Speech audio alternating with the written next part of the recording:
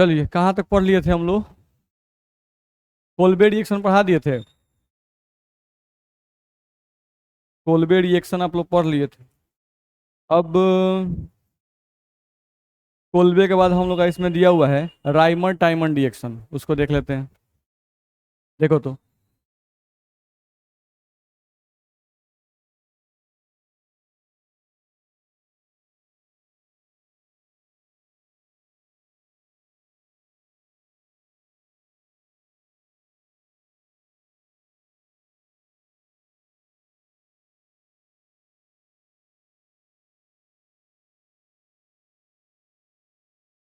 देखा जाए।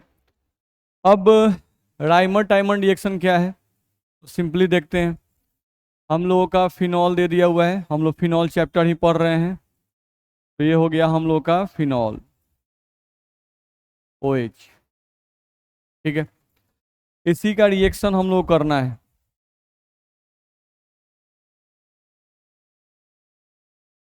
इसी का रिएक्शन हम लोग करना है क्लोरोफॉर्म से, CH Cl3 से करना है। ठीक है, in the presence of NaOH। ठीक है, फर्स्ट में ये करना है और सेकंड में H2O in presence of H+। ठीक है, यानी H+ का मतलब एसिड के प्रेजेंस में वाटर यूज करना है। ठीक है, या इसके जगह पर कभी कभी डाइल्यूट HCl भी लिखा रहता है, डाइल्यूट HCl भी लिखा रहता है। तो यहाँ से जो आपका प्रोडक्ट बनता है वो बनता है सेलिसल्डिहाइड। यहाँ से प्रोडक्ट हम लोग का बनता है कुछ इस तरह का, ये हो गया। इस पे OH रहता है और यहाँ पर हम लोग का प्रोडक्ट बन जाता है CHO। ठीक है, तो ये जो प्रोडक्ट आपका बना है इस प्रोडक्ट को हम लोग कहते हैं सेलिसल्डिहाइड।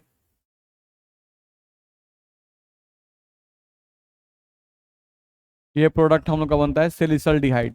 तो सेलिसल्डिहाइड इसका कॉमन नेम है। ऐसे IUPAC नेम देखते तो नंबरिंग यहाँ से 1 और 2। अगर IUPAC नेम लिखना होता तो हम लोग क्या होगा, 2 पे हाइड्रोक्सी।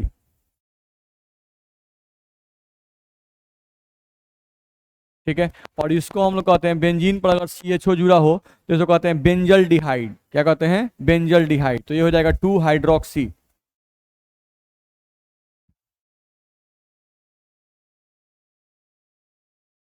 बेंजल डिहाइड। तो यहां पर हम लोग क्या लिए, फिनॉल। नहीं, तो इस रिएक्शन को अगर लिखें हम लोग, नहीं तो सिंपली कहा जाता है कि फिनॉल का रिएक्शन क्लोरोफॉर्म, ये क्लोरोफॉर्म है। ठीक है, when phenol react with, when phenol react with with when phenol react with chloroform, chloroform जिसका फॉर्मूला है आपको CHCl3। When phenol react with chloroform in presence of,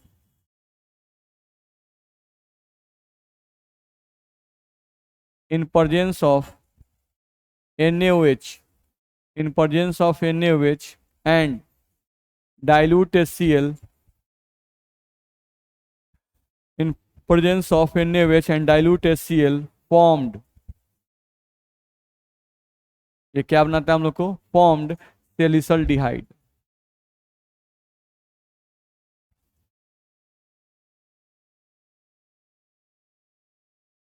तो ये आपका Kolbe sorry Rymer timer reaction है, ध्यान रखना है। ठीक है, तो हम लोगों को इसी तरह से बुक में दिया रहता है, मैकेनिज्म हम लोग को नहीं दिया रहता है, लेकिन आप चाहें तो मैकेनिज्म देख सकते हैं।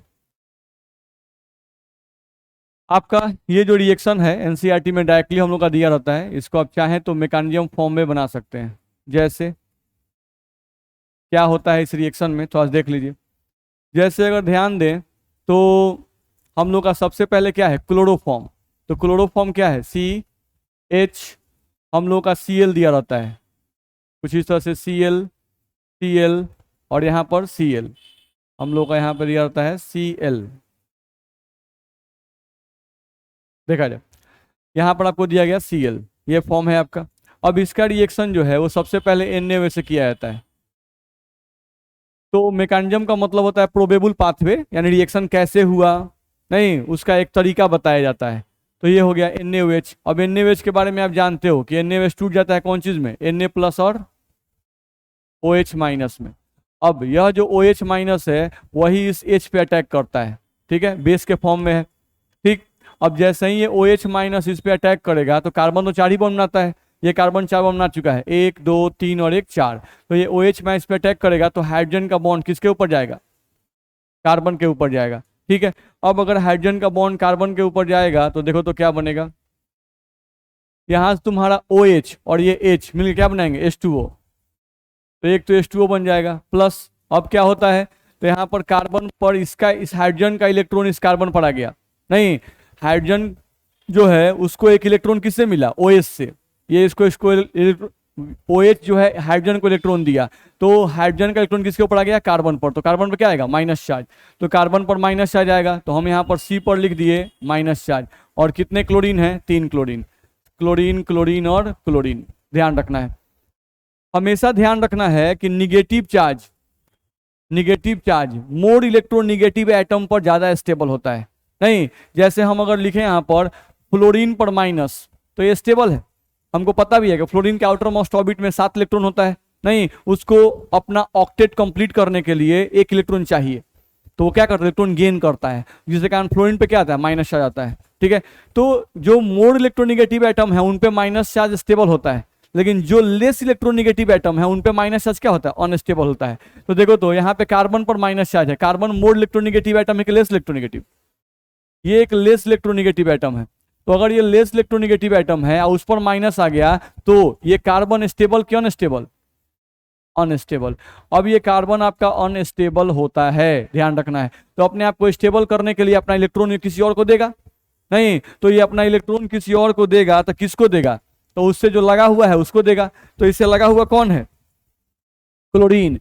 क्लोरीन के आउटर मोस्ट में कितने इलेक्ट्रॉन होते हैं, 7, इसको 1 चाहिए, कोई दिक्कत नहीं है। तो ये कार्बन इस क्लोरीन से कहेगा कि भाई 1 इलेक्ट्रॉन चाहिए, तो ये बोलेगा दे दीजिए, हम तो मोर इलेक्ट्रोनिगेटिव एटम है, हमको 1 इलेक्ट्रॉन दे दीजिए, ये दे दिया। जैसे ही 1 इलेक्ट्रॉन दे देगा इस स्थिति क्या आ जाएगा, देखो तो इसका माइनस खत्म हो जाएगा। अब आ गया C पर आ गया क्लोरीन, और C पर आ गया क्लोरीन, और इस पर हम लोग का कोई अब चार्ज नहीं होगा। और यहाँ से बाहर क्या निकला, Cl माइनस, यहाँ जो Cl माइनस बाहर निकला, और यहाँ पर क्या था, Na प्लस, वो Cl माइनस और Na प्लस मिलकर क्या बना देगा, NaCl। तो ये आपका इस तरह से बनता है। अब कार्बन के आउटर मोस्ट ऑर्बिट में कितने इलेक्ट्रॉन होते हैं, 4, 4 में से कितने का यूज किया है, 2 का, कितना बच गया, 2 को इलेक्ट्रॉन इसके पास बचा हुआ है। तो ये 2 इलेक्ट्रॉन किसी और का नहीं है, कार्बन का ही है। तो अपने इलेक्ट्रॉन के कारण किसी एटम पर माइनस या प्लस चार्ज डेवलप नहीं होता है, नहीं, तो इसको हम लोग क्या कहते हैं, कार्बीन। क्या कहते हैं इसको, कार्बीन। ध्यान रखना है, कार्बन पर प्लस आए तो कार्बोकेटायन, कार्बन पर माइनस आए तो कार्बेनियन, और अगर कार्बन पर कोई चार्ज नहीं हो और उसके 2 इलेक्ट्रॉन ही रिएक्शन में भाग लें और 2 इलेक्ट्रॉन बच जाएं तो वैसे कार्बन को कार्बीन कहते हैं। ध्यान रहेगा, कार्बन पर प्लस तो कार्बोकेटायन, कार्बन पर माइनस तो कार्बेनियन, ठीक है। यहाँ पे हम साइड में लिख देते हैं ताकि आपके ध्यान में रहे। C पर प्लस रहे तो क्या बोलते हैं, कार्बोकेटायन, और अगर C पर माइनस हो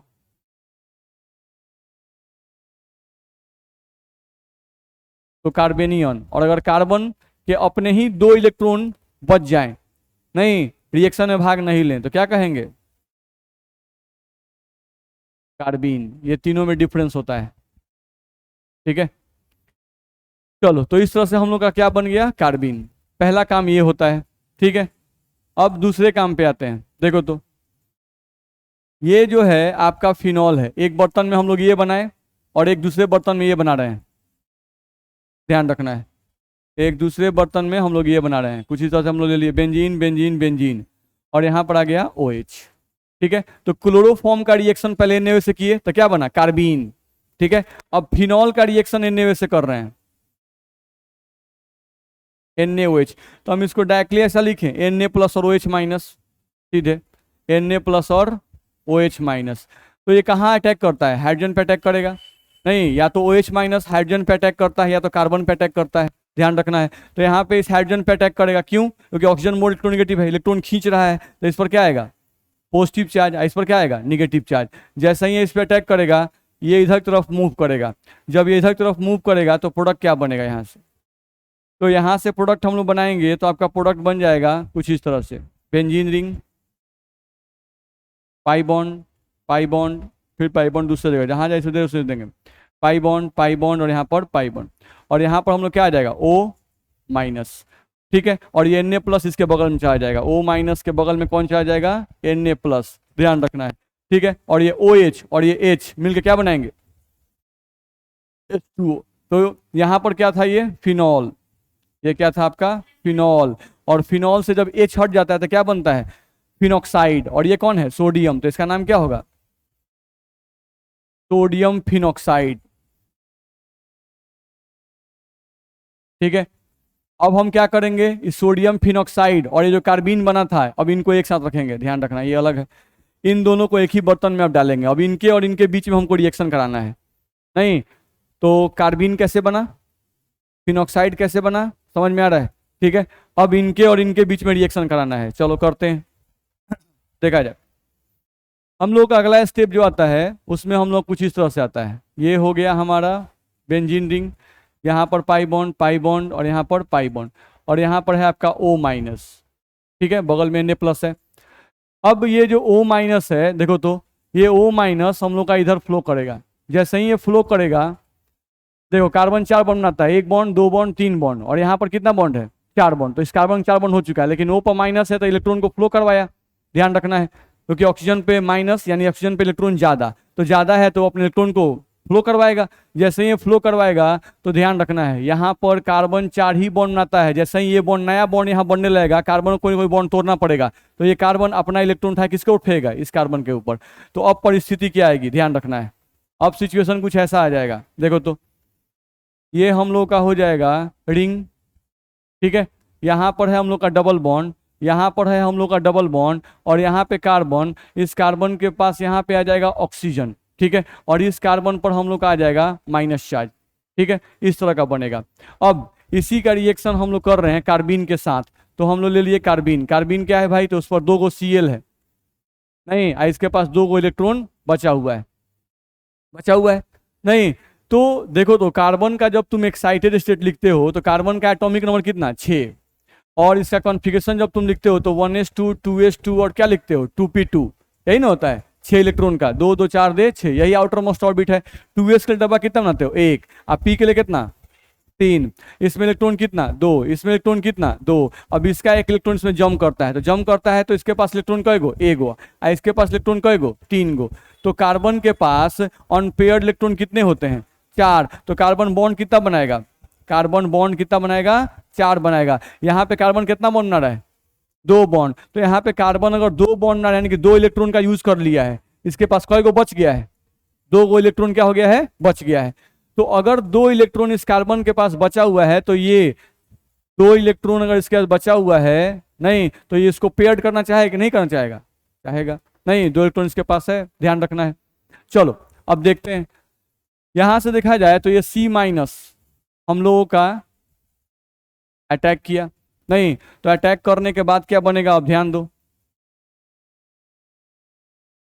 यहां से बनाए हम लोग तो क्या बनेगा, ध्यान से देखो, रिंग कुछ इस तरह से, C डबल बॉन्ड O, यहाँ पर हम लोग का डबल बॉन्ड, यहाँ पर हम लोग का डबल बॉन्ड, यहाँ पे कार्बन, और इस कार्बन से जुड़ गया ये कार्बन, इस पर हम लोग का 2 Cl ऐसे और ऐसे, और इस पर क्या आ गया माइनस चार्ज, नहीं इसका माइनस इसके ऊपर चला गया, ध्यान रखना है, तो इस तरह कुछ बनेगा। अब कार्बन बेंजीन में हम जानते हैं कि हर एक कार्बन पर क्या होता है हाइड्रोजन, हर एक कार्बन पर यहाँ हाइड्रोजन होगा, सिर्फ जहाँ 4 बॉन्ड 4 बॉन्ड बना रहा है 1 2 3 4, तो यहाँ हाइड्रोजन नहीं होगा, बाकी सब पे क्या होगा हाइड्रोजन। चलो यहाँ चेक करते हैं बॉन्ड कितना बना रहा है, देखो तो ध्यान से, हम लोगों का 1 बॉन्ड 2 बॉन्ड 3 बॉन्ड, यानी इस पर एक हाइड्रोजन है कि नहीं है, ध्यान रखना है। अब इस पे माइनस चार्ज है, बगल में हाइड्रोजन है, तो ये इस पे अटैक करेगा, जैसे ही ये इस पे अटैक करेगा हाइड्रोजन एक ही बॉन्ड बनाता है, तो अब ये इससे बॉन्ड बनाना चाहता है, तो इस बॉन्ड को जो ये बॉन्ड है वो इधर मूव कर जाता है, जैसे ही ये बॉन्ड इधर मूव करेगा, ये कार्बन 4 ही बॉन्ड बनाता है 1 2 3 4, तो ये जैसे ही यहाँ मूव करता है ये बॉन्ड इधर मूव करता है, नहीं अब मूव करने के बाद अगला स्टेप क्या आता है ध्यान समझो, तो अगला स्टेप जब तुम बनाओगे तो यहाँ पे तुम्हारा कुछ इस तरह का बनेगा, ये आ गया तुम्हारा रिंग, ठीक है, यहाँ पर आ गया डबल बॉन्ड, यहाँ पर आ गया डबल बॉन्ड, इस कार्बन पर यहाँ ऑक्सीजन, ऑक्सीजन पर यहाँ आ जाएगा माइनस चार्ज, ये आ गया कार्बन, कार्बन पर यहाँ आप क्या आ गया देखो तो हम लोग का आ जाएगा C, और सी पर यहाँ हम लोग का एक H जुड़ गया और साथ में क्या जुड़ गया, क्लोरीन, और यहाँ पर भी क्या आ गया, क्लोरीन। बोलो दिक्कत है, बोलो। हाँ सॉरी, यहाँ पे छूट रहा है हम लोग का डबल बॉन्ड, तो ये हम लोग का डबल बॉन्ड, तो इस तरह का बनेगा कि नहीं बनेगा। ठीक है, अब यहाँ तक हम लोग का बना। अब इसके बाद हम लोग क्या कर सकते हैं, ध्यान दो, देखा जाए। अब यहाँ से हम लोग देखें अगर, तो यहाँ से हम लोग दो तरीके से बना सकते हैं। एक आसान तरीका कैसे कर सकते हैं कि इन दोनों Cl को रिमूव करें। कैसे, देखो तो हम लोगों का कुछ इस तरह से दिया हुआ है, यहाँ पर आपको दिया हुआ है O-, ठीक है, यहाँ पर दिया हुआ है हम लोगों को डबल बॉन्ड और यहाँ पे डबल बॉन्ड, ठीक है, यहाँ पर दिया हुआ है C और यहाँ पर हम लोग क्या दिया हुआ है, H, ठीक है, इस पर क्या दिया हुआ है, Cl और Cl दिया हुआ है।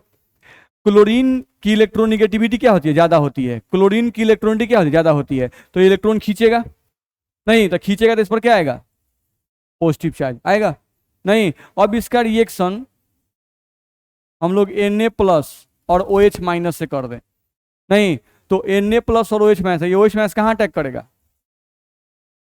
करें, ये कार्बन 4 बॉन्ड बना चुका है, तो कोई ना कोई बॉन्ड तोड़ेगा, कौन सा बॉन्ड, क्लोरीन वाला बॉन्ड, यानी एक क्लोरीन यहां से हम लोग का बाहर निकल जाएगा, तो ये Cl- Na+ मिले क्या बना देगा, NaCl। चलो बनाओ, यहां से अब तुम्हारा क्या बनेगा, ये हमारा आ गया नहीं। अब इसमें ध्यान से देखो, यहाँ पर डबल बॉन्ड है, यहाँ पे डबल बॉन्ड है, यहाँ पे डबल बॉन्ड है, और यहाँ पर क्या है, O-, ठीक है।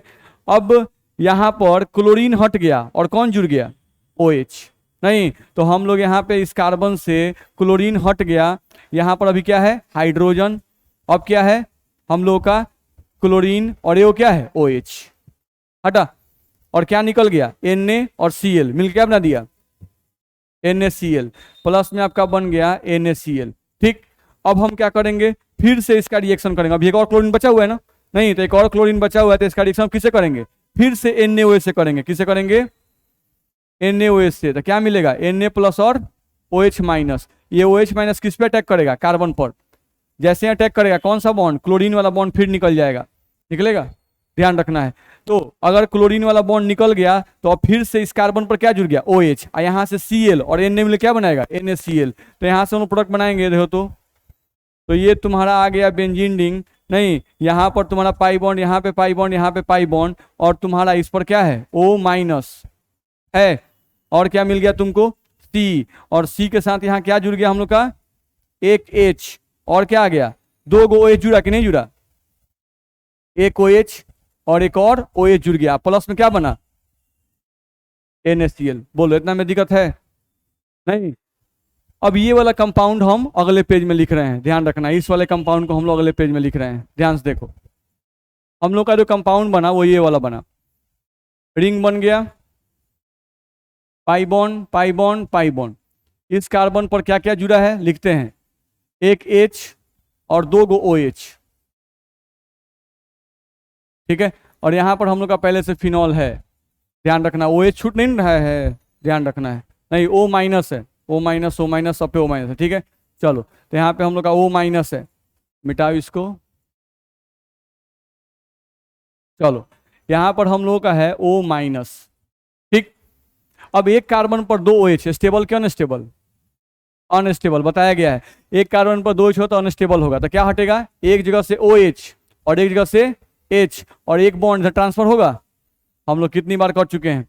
तो यहाँ से आपका प्रोडक्ट बनाएंगे तो प्रोडक्ट क्या बनेगा, अब ध्यान से बनाओ, रिंग बनेगा कुछ इस तरह से, यहाँ पर हम लोग का double bond double bond double bond, इस पर क्या आएगा, O-, और O- के बाद इससे क्या जुड़ेगा, देखो तो C, यहाँ पर क्या है H, अब ध्यान रखो H और OH, H2O निकल गया, और इस कार्बन ऑक्सीजन में ये बॉन्ड घूम गया है, तो यहाँ डबल बॉन्ड आएगा नहीं, तो यहाँ पे हम लोग का डबल बॉन्ड कुछ इस तरह से, और प्लस में क्या निकला, H2O, बनेगा कि नहीं बनेगा, बनेगा।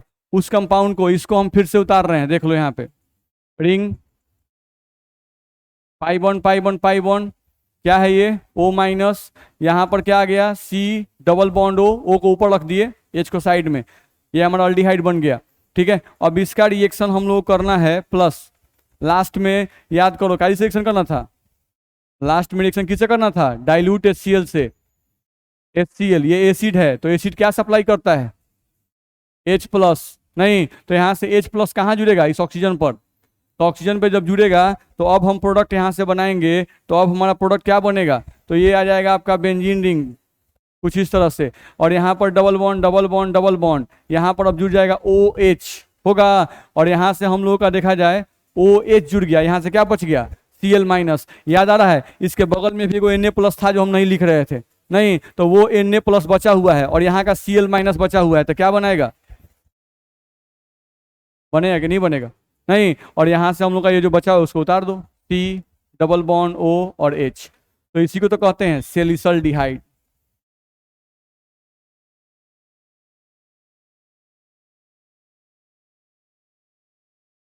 समझ में आया, तो रिएक्शन लिखने के लिए तो एक स्टेप में लिख दिया जाता है, नहीं लेकिन एक्चुअली बनाए उसको कि कैसे रिएक्शन हुआ, नहीं तो इतने स्टेप्स में जाता है। ठीक है, तो ये हम लोग को ध्यान में रखना होगा। तो ये समझ में आया तो भी ठीक है, नहीं आया तो भी ठीक ही है। नहीं, आपको मेनली है कि क्या याद रखना है, आपको याद क्या रखना है इस रिएक्शन में, तो सीधे हमको ध्यान ये रखना है इस रिएक्शन में कि अगर जैसे ही बोले राइमर टाइमन रिएक्शन, नहीं क्योंकि हम लोग को नेम रिएक्शन सीधे डायरेक्टली देता है कि राइट राइमन टाइमन रिएक्शन, नहीं तो आपको क्या करना है राइमन टाइमन रिएक्शन में, तो याद रखना है, पहले हम लैंग्वेज में लिखे, अगर जो हम लिखे थे तो हम लोग को सीधे क्या ध्यान रखना है कि फिनॉल,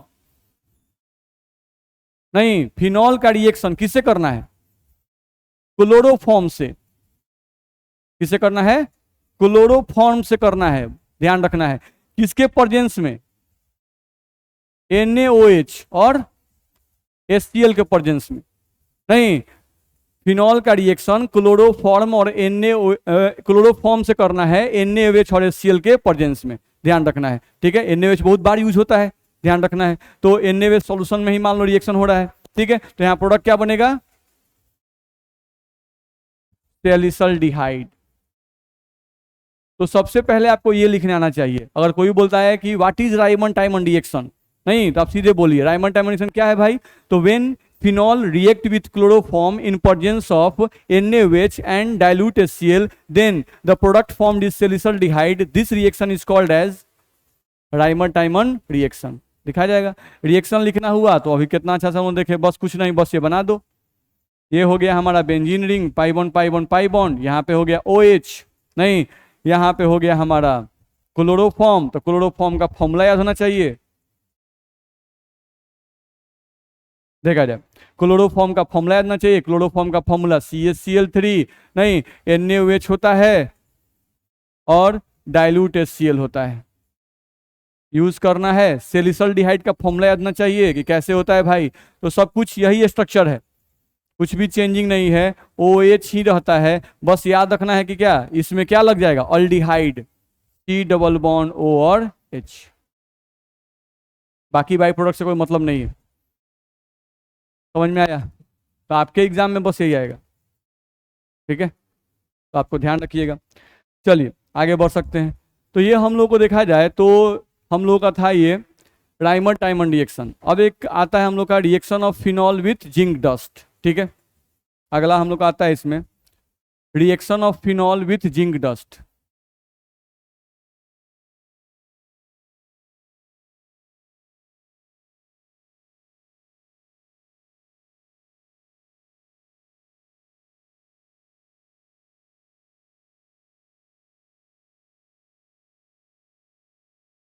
ये ध्यान रखना है, तो reaction of phenol with zinc dust देखा जाए तो ये भी हम लोग का सिंपल रिएक्शन है।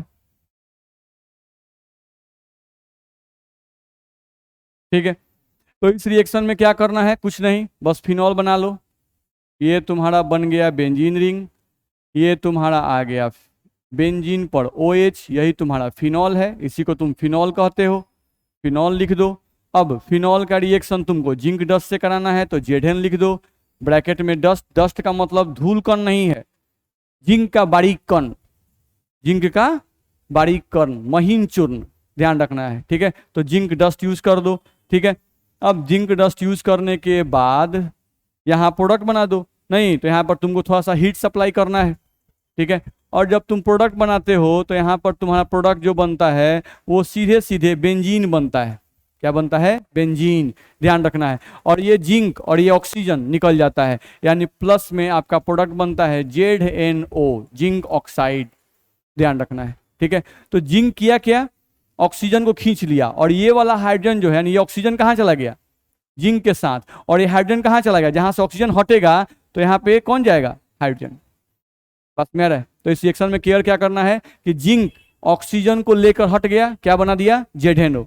नहीं, और ये जो हाइड्रोजन था, जहां से ऑक्सीजन हटा वहीं पर हम लोग कौन चला गया? हाइड्रोजन। नहीं, तभी ना, क्योंकि बेंजीन में हम लोग ऐसे खींच देते हैं, लेकिन क्या हर एक कार्बन पर हाइड्रोजन नहीं रहता है? हर एक कार्बन पर हाइड्रोजन रहता है। तो अगर ऑक्सीजन हटेगा, यहां से अगर ऑक्सीजन हट रहा है, जिंक ऑक्सीजन को खींच रहा है, तो इस जगह पर हाइड्रोजन आना चाहिए। तो वो कौन सा हाइड्रोजन आता है? जो हम लोग का ये वाला हाइड्रोजन है, वही यहां पर जाकर चिपक जाता है। ठीक है, तो ये रिएक्शन भी इंपॉर्टेंट होता है। फिनॉल को बेंजीन में कन्वर्ट करना है, अगर फिनॉल को बेंजीन में कन्वर्ट करना है तो फिनॉल का रिएक्शन जिंक डस्ट से करवा देंगे, हीट सप्लाई कर देंगे, तो आपका प्रोडक्ट क्या बन जाएगा? बेंजीन। और ये क्या है? Zinc oxide. बेंजीन और जिंक ऑक्साइड, ये प्रोडक्ट आपका बन जाएगा। इजी रिएक्शन है। लास्ट रिएक्शन फिनॉल का। इसके बाद हम लोग का लास्ट रिएक्शन फिनॉल का क्या है? Oxidation of phenol.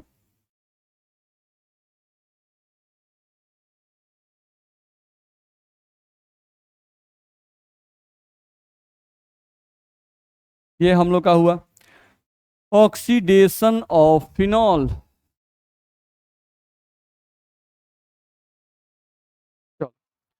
फिनॉल का ऑक्सीडेशन करोगे बाबू, तो फिनॉल का ऑक्सीडेशन करने पर पारा बेंजोक्विनोन बनता है। ऐसे यहाँ पर अगर देखें तो ये डाईफिनॉल होना चाहिए, जैसे इसमें नहीं लिखता है, लेकिन हायर बुक में देखेंगे ना तो एक्चुअली डाईफिनॉल, ये हम लोग का हो गया। नहीं, इसी का ऑक्सीडेशन अगर करें, अगर इसका हम लोग ऑक्सीडेशन कर दें, तो आपको पहले से पता है ऑक्सीडेशन के लिए हम लोग क्या यूज करते हैं? Oxidising agent. नहीं, यहाँ पे ऑक्सीडाइजिंग एजेंट यूज किया जाता है sodium dichromate Na2Cr2O7 in presence of H+। यही करना है। ठीक है, तो यहाँ पे अगर हम लोग प्रोडक्ट बनाएं, तो यहाँ पे प्रोडक्ट जो हम लोग का बनता है वो कुछ इस तरह का बनता है। ये हो गया आपका बेंजीन रिंग, यहाँ डबल डबल बॉन्ड, इस कार्बन पर डबल बॉन्ड O, इस कार्बन पर डबल बॉन्ड O। इसी को हम लोग बोलते हैं पारा बेंजो क्यूनिनॉन। पारा बेंजो क्यूनिनॉन, ये एक प्रकार का कीटोन है, a type of ketone. Ketone का फंक्शन जानते हैं ना? नहीं तो देख लो, C double bond O, C double bond O, तो ये टाइप ऑफ कीटोन, ये पारा बेंजो क्यूनिनॉन जो है, ये एक प्रकार का क्या है? A type of ketone. ये एक प्रकार का कीटोन है, ए टाइप ऑफ कीटोन। तो फिनॉल का ऑक्सीडेशन आप करोगे तो ऐसे भी रिएक्शन लिखा रहता है, या ऐसे भी लिखा रहता है। बेंजीन दे देगा, पाई बॉन्ड दे देगा, OH दे देगा, नहीं, और सेम यही चीज रहेगा, ये बना देगा, नहीं, और यहाँ पर सेम यही उतार देगा। क्या उतार देगा? Na2Cr2O7 in presence of H+। यानी फिनॉल करो या डाईफिनॉल करो, इनका ऑक्सीडेशन करेंगे तो क्या बनेगा? पारा बेंजो क्यूनिनॉन। बात समझ में आ रहा है? नहीं, तो इस तरह का हम लोग का बनता है। तो इसका भी मैकेनिज्म होता है। नहीं, हर एक रिएक्शन का मैकेनिज्म होता है, ध्यान रखना है। ऑर्गेनिक में, इनऑर्गेनिक में नहीं भाई, ध्यान रखना है। ठीक है, तो इसका भी मैकेनिज्म होता है, लेकिन आपके बुक में मैकेनिज्म नहीं पढ़ना है। बस में आ रहा है? तो इस तरह से फिनॉल का रिएक्शन आपका खत्म हो गया। अब हम लोगों का मैकेनिज्म बता देंगे, छोड़ दें? बता दें? तो सिलेबस में है नहीं।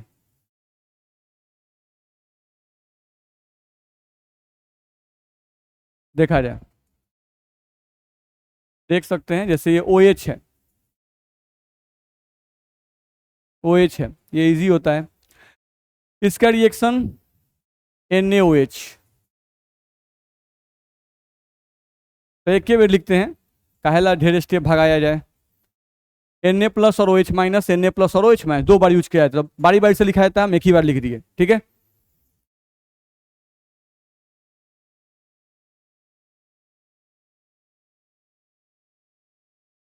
ठीक है। बारी बारी से होता है, एक ही स्टेप में लिख दिए, एक ही स्टेप में। ये ओ एच क्या है, बेस है, तो बेस क्या करता है, एच को खींचता है। ये बेस है तो एच को खींच लिया।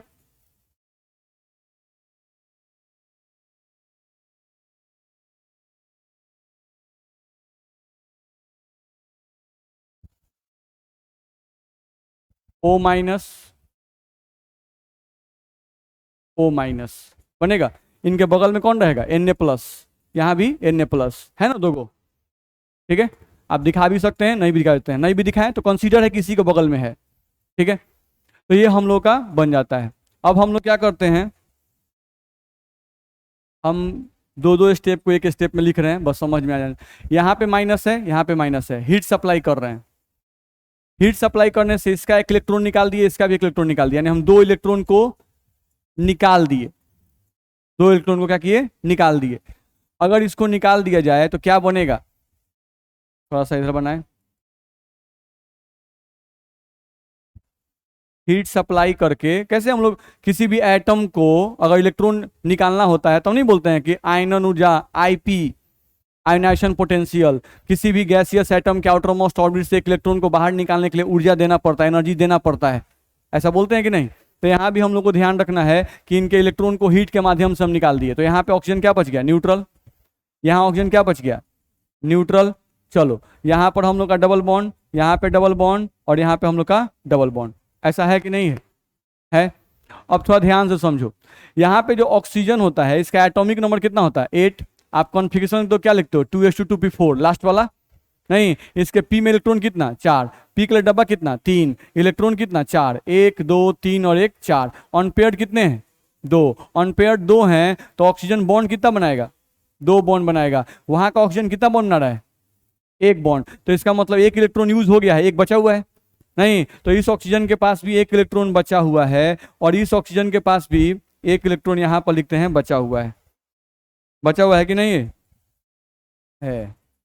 चलो अब यहां से हम लोग ध्यान दें तो इसके पास भी एक इलेक्ट्रॉन बचा हुआ है, इसके भी पास एक अनपेयर्ड इलेक्ट्रॉन बचा हुआ है। आप जानते हैं कि हर एक एटम अपने अनपेयर्ड इलेक्ट्रॉन क्या करना चाहता है, पेयर करना चाहता है, नहीं। तो ये पेयर करने के लिए क्या करेगा, ये वाला ऑक्सीजन अपना इलेक्ट्रॉन इस कार्बन के पास, इस कार्बन के पास अपना इलेक्ट्रॉन ट्रांसफर करेगा, नहीं कि आप इनसे इनसे कहेगा कि आप हमसे बॉन्ड बना लीजिए, नहीं। तो ये कार्बन क्या करेगा, ध्यान से समझो, ये कार्बन के बीच में कई गो बॉन्ड है, 2 गो बॉन्ड। तो ये कार्बन क्या करेगा, अपना एक इलेक्ट्रॉन इस बॉन्ड में का एक इलेक्ट्रॉन इसके साथ कंबाइन करेगा। तो सोचो ऑक्सीजन का एक इलेक्ट्रॉन इस बॉन्ड में, इस कार्बन का एक इलेक्ट्रॉन है, तो इसका एक इलेक्ट्रॉन जब मिलेगा बॉन्ड बनेगा कि नहीं बनेगा, बनेगा। ठीक है, अब सोचो इस बॉन्ड में कितना इलेक्ट्रॉन है, 2 इलेक्ट्रॉन। एक इलेक्ट्रॉन कौन ले लिया, ये कार्बन अपना इलेक्ट्रॉन ले लिया, तो ये भी कार्बन अपना इलेक्ट्रॉन ले लेगा, नहीं लेगा, अपने ऊपर रख लेगा। नहीं होता है कि एक बिजनेस किए, 50,000 आप मिला है, 50,000 आप मिला है, आप अपना 50,000 खींच लिए, तो हम थोड़े ना बैठाए रखेंगे, हम भी अपना लेके चल देंगे, नहीं। वैसे ही इस बॉन्ड में 2 इलेक्ट्रॉन, ये अपना लेके हट गया, ये अपना लेके हट गया, हटेगा कि नहीं हटेगा। यहाँ पे आ जाओ, सेम ये भी ऑक्सीजन यही करेगा, ये ऑक्सीजन इस कार्बन के पास अपना इलेक्ट्रॉन कहेगा, इलेक्ट्रॉन ट्रांसफर करेगा, कहेगा कि हमसे आप बॉन्ड ना लिए, इलेक्ट्रॉन आप भी लाइए, हम भी एक देते हैं, शेयर कर लिया जाए। तो ये कार्बन के पास भी देखो डबल बॉन्ड है कि नहीं है। तो ये क्या करेगा, इस बॉन्ड में एक इलेक्ट्रॉन इस कार्बन का है, तो ये अपना इलेक्ट्रॉन इसके साथ बना लिया, तो इस कार्बन का ये इलेक्ट्रॉन किसका है, ये इलेक्ट्रॉन इस कार्बन का है, तो ये अपना इलेक्ट्रॉन अपने ऊपर ले लेगा, लेगा कि नहीं लेगा, ले लेगा। अच्छा देखो तो क्या बनेगा, ध्यान से समझो बाबू, क्या होगा, ये हम लोग का बन गया रिंग। ठीक है, अब देखो तो इस कार्बन ऑक्सीजन में डबल बॉन्ड आ गया कि नहीं आया, आ गया, देख लो आ गया कि नहीं आ गया। अच्छा इस कार्बन ऑक्सीजन में डबल बॉन्ड आ गया कि नहीं आ गया, आ गया। ध्यान से देख लो, इस कार्बन ऑक्सीजन में क्या आ गया, डबल बॉन्ड। अच्छा देखो तो यहाँ पर एक पहले से पाई बॉन्ड है कि नहीं है, लगा दिए। यहाँ का तो पाई बॉन्ड खत्म हो गया, यहाँ का भी पाई बॉन्ड खत्म हो गया, नहीं। अच्छा चलो इस कार्बन के पास एक इलेक्ट्रॉन बचा हुआ है, इस कार्बन के पास एक इलेक्ट्रॉन बचा हुआ है कि नहीं बचा हुआ है, नहीं। ये अपना इलेक्ट्रॉन रख लिया ना अपने पास, ये अपना इलेक्ट्रॉन अपने पास रखा है, तो इसके पास एक इलेक्ट्रॉन, इसके पास एक इलेक्ट्रॉन। अच्छा ये दोनों का अनपेयर्ड इलेक्ट्रॉन अगर आपस में मिल जाए तो ये मिल के एक बॉन्ड यहाँ बना सकता है कि नहीं बना सकता है, बना सकता है, नहीं। यानी देखो तो सिचुएशन क्या आ जाएगा, कुछ ऐसा बन जाएगा क्या,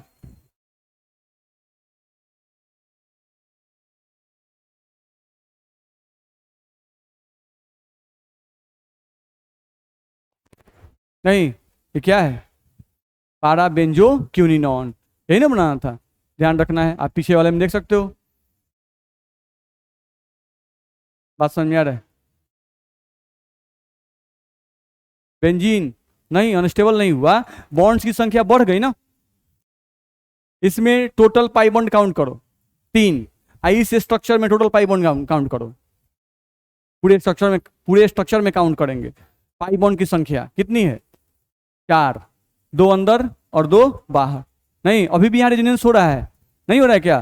सोचो ना, pi bond single bond pi bond, pi bond single bond pi bond, pi bond single bond pi bond, pi bond single bond pi bond, तो पूरे स्ट्रक्चर में रेजोनेंस हो भी रहा है। बॉन्ड की संख्या भी बढ़ गई, तो मॉलिक्यूल स्टेबल क्या अनस्टेबल? स्टेबल। अगर अनस्टेबल होता तो इस फॉर्म पे रुकता ही नहीं और आगे बढ़ता रिएक्शन।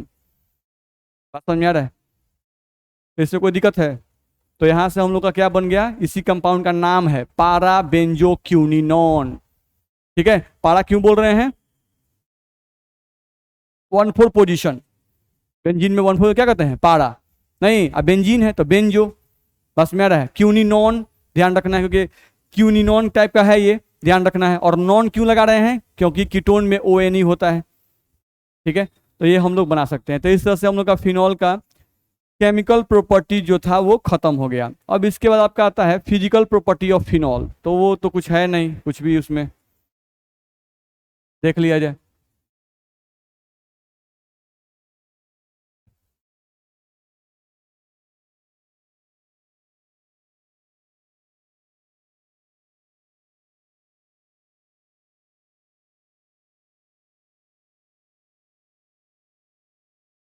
चलिए जी, तो ये हम लोग का आ गया फिजिकल प्रॉपर्टीज ऑफ फिनॉल। चलो, तो अगर फिजिकल प्रॉपर्टी की बात करते हैं तो फिजिकल प्रॉपर्टी में सबसे पहला पॉइंट आता है melting point and boiling point. Melting point and boiling point, तो हम मेल्टिंग पॉइंट और बॉइलिंग पॉइंट के बारे में पहले ही बताएं कि मेल्टिंग पॉइंट और बॉइलिंग पॉइंट जनरली किसके प्रोपोर्शनल होता है? मॉलिक्यूलर मास के, ध्यान रखना है। जिसका मॉलिक्यूलर मास ज्यादा उसका मेल्टिंग बॉइलिंग पॉइंट ज्यादा, ऐसा बोला जाता है। सिंपल कॉन्सेप्ट है, ध्यान रखना है। अब आपको फिनॉल दिया जाए, ये हम ले लिए आपको बेंजीन रिंग, ठीक है, इस पे लगा दिए OH, तो ये क्या है आपका? फिनॉल। ठीक है, अब चलो हम यहां से एक ले लिए कंपाउंड, ठीक है, यहां पर ले लिए OH, ठीक है, और यहां पर कहीं ले लिए CH3, इस तरह से। ठीक है, तो बेंजीन तो इसमें भी है, बेंजीन इसमें भी है, OH इसमें भी है, OH इसमें भी है, अलग क्या है?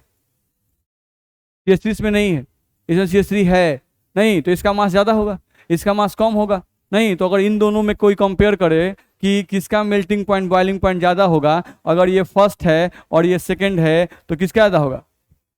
सेकंड का ज्यादा होगा। यानी MP एंड BP अगर हम कंपेयर करते हैं, MP एंड BP अगर हम कंपेयर करते हैं तो हम बोलेंगे कि सेकंड का मेल्टिंग बॉइलिंग पॉइंट ज्यादा होगा और फर्स्ट का कम होगा, ऐसा बोल सकते हैं। ठीक, जैसे मान लो दूसरे टाइप का तुमको दे दिया जाए इस तरह का।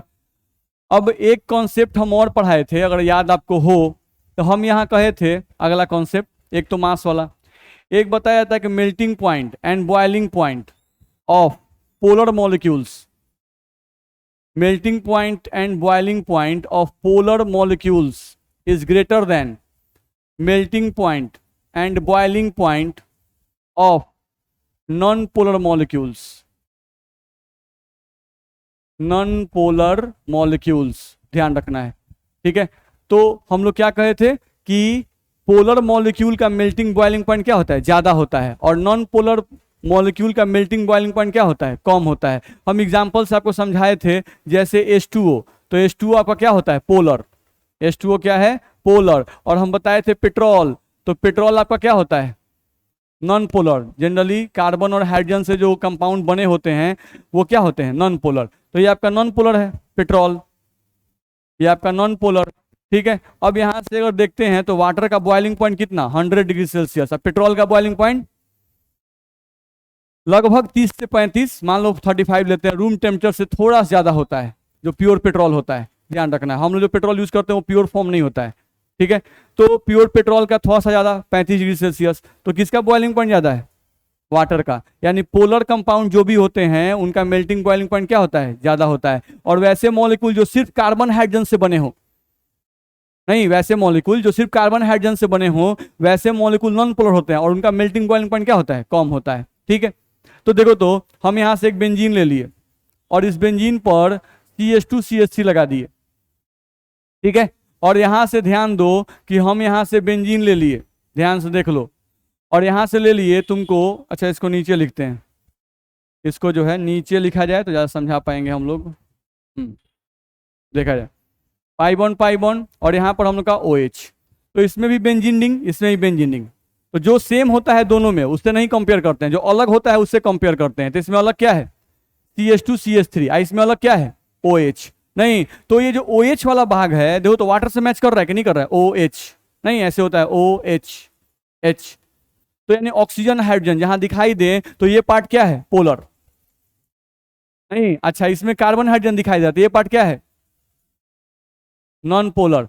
नहीं अब ये आपका फर्स्ट है और ये आपका सेकंड है। अब इसमें कोई पूछे तुमसे कि melting point and boiling point बताओ, तो किसका होगा, सेकंड का हम लोगों का कम होगा, सॉरी सेकंड का ज्यादा होगा और फर्स्ट का क्या होगा कम होगा, ध्यान रखना है, ठीक है। यहां पर मास कंपेयर नहीं करेंगे, यहाँ पर मास से बहुत फर्क नहीं पड़ता है, क्योंकि यहाँ पे चेक कर लो पानी का मास कितना 16 और 2 18, तभी बॉइलिंग पॉइंट कितना 100 है। अब पेट्रोल में देखो 7 गो कार्बन और 16 गो, तो 12 से 84 16 कितना 100, इसका मास कितना आएगा 100, नहीं तो इसका मास 100 है तो बॉइलिंग पॉइंट चेक कर लो 35, और इसका मास कितना है 18, तो बॉइलिंग पॉइंट कितना है 100। बस में रहते हैं, मास कम होने के बावजूद भी बॉइलिंग पॉइंट ज्यादा है, यहाँ मास ज्यादा है फिर भी बॉइलिंग पॉइंट क्या है कम है। नहीं तो हम लोगों को ध्यान रखना है कि मास वाला पॉइंट कब कंपेयर करेंगे, जब ये भी फिनॉल हो और ये भी फिनॉल हो। फिनॉल है ये भी फिनॉल है कि नहीं है ये भी बेंजीन, ये भी बेंजीन, इस पे OH इस पे भी OH। अब इसके अलावा एक्स्ट्रा कुछ लगने लगा तो इसका मास ज्यादा हो गया, लेकिन ये भी फिनॉल है। नहीं तो सेम टाइप का कंपाउंड रहे तो मास कंपेयर करते हैं, मेरा बात समझ में आ रहा है, ठीक है। अब यहां आ जाओ, हम लोग इसमें जो दोनों लिए इसमें मास दोनों मॉलिक्यूल सेम है कि अलग अलग, अलग अलग हैं। इसमें बेंजीन पर कहीं OH दिख रहा है क्या, नहीं। इसमें बेंजीन पर OH दिख रहा है कि नहीं दिख रहा है, दिख रहा है, ध्यान रखना है। तो यहाँ पर बेंजीन पर OH दिख रहा है, ये फिनॉल है, लेकिन ये फिनॉल नहीं है, दोनों मॉलिक्यूल क्या है अलग अलग। तो जब दोनों मॉलिक्यूल अलग अलग हैं तो पोलरिटी चेक करना होगा, नहीं कि मॉलिक्यूल में कौन पोलर है और कौन नॉन पोलर है। जो पोलर होगा उसका मेल्टिंग बॉइलिंग पॉइंट ज्यादा, और जिसके जो पोलर नहीं होगा उसका मेल्टिंग बॉइलिंग पॉइंट कम। समझ में आया।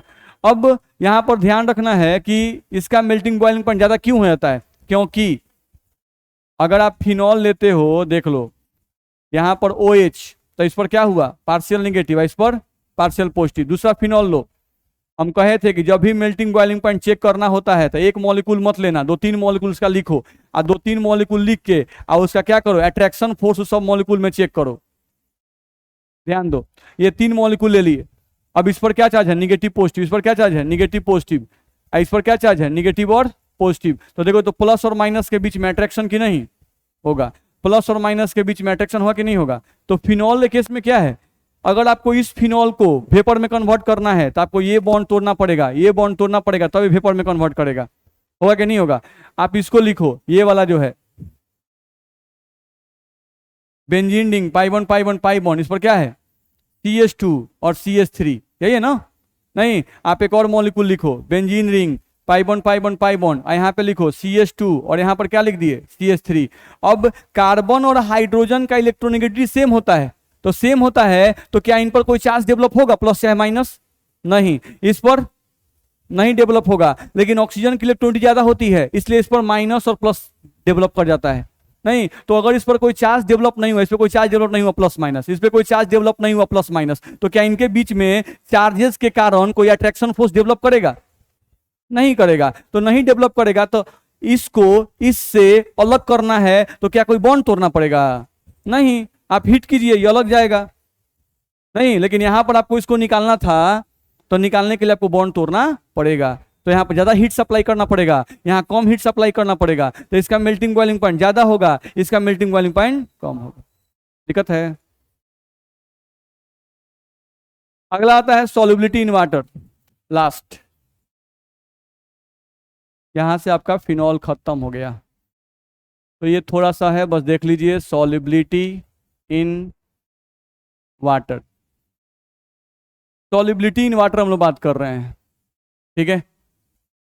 चलो, अगर सॉल्युबिलिटी इन वाटर हम लोग देखें तो इसका मतलब क्या है कि फिनॉल पानी में घुलेगा कि नहीं घुलेगा, सवाल ये है। नहीं तो घुलेगा, क्यों नहीं घुलेगा, देखा जाए फिनॉल में हम लोग अगर देखें तो प्लस माइनस चार्ज डेवलप होता है कि नहीं होता है, होता है। इस पर माइनस चार्ज, इस पर प्लस चार्ज। नहीं, पानी लिखो, पानी भी होता है OH, H2O, इस पर क्या चार्ज है, negative, positive, positive. Attraction force होगा कि नहीं होगा, होगा। यहां लिखो पानी को HOH, निगेटिव, पॉजिटिव, पॉजिटिव, इनके बीच में अट्रैक्शन होगा कि नहीं होगा, होगा। तो यहां पर फिनॉल को पानी के मॉलिक्यूल अट्रैक्शन शो कर रहे हैं कि नहीं कर रहे हैं, कर रहे हैं। तो और ये कौन सा अट्रैक्शन फोर्स है, हाइड्रोजन बॉन्ड। तो कोई भी पूछता है कि फिनॉल पानी में घुलेगा कि नहीं घुलेगा, तो घुलेगा। नहीं, क्यों घुलेगा, because phenol form hydrogen bond with water molecule, so phenol is soluble in water. ठीक है, अब फिनॉल में क्यों सॉल्युबल है, क्योंकि ये OH वाला पोर्शन है, इसलिए ये वाटर में सॉल्युबल है। अगर ये पोर्शन नहीं होता तो ये वाटर में सॉल्युबल नहीं होता, क्योंकि इसी पोर्शन को देख लो अट्रैक्ट कर रहा है। क्या इस पोर्शन को अट्रैक्ट कर रहा है, क्या नहीं, क्योंकि ये पोर्शन क्या है, नॉन पोलर। तो नॉन पोलर पोर्शन पानी के द्वारा अट्रैक्ट नहीं किया जाता है। हम लोग सॉल्यूशन चैप्टर में पढ़े थे, लाइक डिजॉल्व्स लाइक। नहीं, पोलर को पोलर अट्रैक्ट करता है, नॉन पोलर को नॉन पोलर। तो ये पोर्शन नॉन पोलर है, तो पानी इस पोर्शन को अट्रैक्ट नहीं करता है, लेकिन ऊपर वाले पोर्शन को अट्रैक्ट करता है। ठीक, लास्ट पॉइंट हम लोगों को ध्यान रखना है कि आपका अल्कोहल दिया हुआ है, CH3OH दिया हुआ है, ये अल्कोहल दे दिया नहीं, और ये आपको फिनॉल दे दिया नहीं। अब पूछेगा कि इन दोनों में पानी में कौन ज्यादा सॉल्युबल है, तो पानी में ये ज्यादा सॉल्युबल होगा, ये कम सॉल्युबल होगा। यानी सॉल्युबिलिटी आप पूछोगे, सॉल्युबिलिटी इन वाटर, ठीक है, सॉल्युबिलिटी इन वाटर, अगर ये तुम्हारा फर्स्ट है और ये तुम्हारा सेकंड है, तो फर्स्ट का ज्यादा होगा और सेकंड का कम होगा, क्योंकि OH तो इसमें भी एक है, OH इसमें भी एक पार्ट है नहीं, लेकिन ये पार्ट क्या है, नॉन पोलर। पानी इसको अट्रैक्ट नहीं करता, इसको हेट करता है नहीं, पानी इसको अट्रैक्ट नहीं करता, इसको हेट करता है। तो इसमें हेट करने वाला पोर्शन छोटा है और इसमें हेट करने वाला पोर्शन बड़ा है नहीं। तो जितना ही नॉन पोलर भाग बड़ा रहेगा, जितना ही नॉन पोलर पोर्शन बड़ा रहेगा, उतना ही वाटर में सॉल्युबिलिटी कम होगा, और जितना ही ये non polar part carbon hydrogen वाला भाग छोटा होगा, पानी में सॉल्युबिलिटी उतनी ही ज्यादा होगी। दिक्कत है, तो फिनॉल खत्म। अब आपका जो नोट्स है, इस नोट्स में पीछे क्वेश्चन दिया हुआ है नहीं, सारा फिनॉल का ही क्वेश्चन है, तो इसको आप बना के लाएंगे। ठीक है, तो कल के क्लास में हम लोग ईथर स्टार्ट कर देंगे। तो ये चैप्टर, अब ईथर में भी मात्र 2 क्लास ही लगता है, थोड़ा जो टॉपिक है नहीं। सबसे बड़ा कौन था, अल्कोहल। फिनॉल उससे छोटा होता है और ईथर उससे भी छोटा होगा, तो एक या मैक्सिमम 2 क्लास लगता है, उससे ज़्यादा नहीं लगता है।